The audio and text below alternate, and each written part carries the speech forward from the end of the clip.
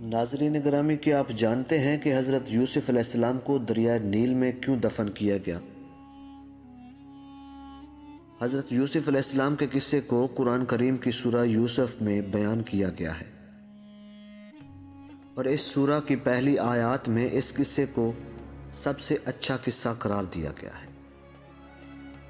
تو جو قصہ سب سے بہترین اور اچھا ہے، اس کے بارے میں جاننا ہر مسلمان کے لیے ضروری ہے، اور جو اس قصے کے بارے میں جان چکے ہیں ان کی ذمہ داری بنتی ہے کہ وہ اس قصے کو ان لوگوں تک پہنچائیں جو اسے نہیں جانتے، کیونکہ اس قصے میں زوال سے عروج حاصل کرنے کا فارمولہ بیان کیا گیا ہے۔ ناظرین گرامی، اسی سلسلے میں یہ ویڈیو بنائی جا رہی ہے تاکہ آپ کو بھی پتہ ہونا چاہیے کہ آخر حضرت یوسف علیہ السلام کو دریائے نیل میں کیوں دفن کیا گیا۔ ناظرین، حضرت یوسف علیہ السلام نے 120 سال کی عمر پائی۔ آپ کے وصال کے بعد تفدین پر آپ کے چاہنے والوں میں اختلاف پیدا ہو گیا۔ مصر کی عوام کا آپ کی محبت میں یہ عالم تھا کہ ہر کوئی چاہتا تھا کہ حضرت یوسف علیہ السلام ان کے محلے میں دفن کیا جائے تاکہ ان کے محلے میں خیر و برکت رہے۔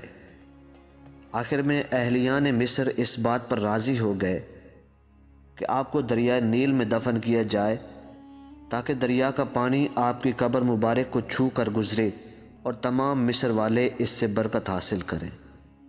اس لیے آپ کے جسم مبارک کو سنگ مرمر کے صندوق میں بند کر کے دریائے نیل میں دفن کر دیا گیا۔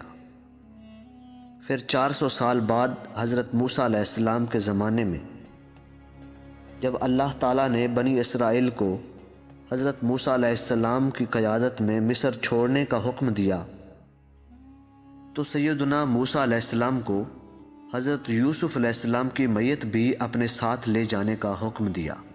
موسیٰ علیہ السلام ان کا تابوت دریائے نیل سے نکال کر اپنے ساتھ فلسطین لے گئے، جہاں سیدنا یوسف علیہ السلام کے تابوت کو حضرت اسحاق علیہ السلام اور حضرت یعقوب علیہ السلام کے برابر دفن کیا گیا۔ اس وقت آپ کا مزار مبارک فلسطین میں ہے۔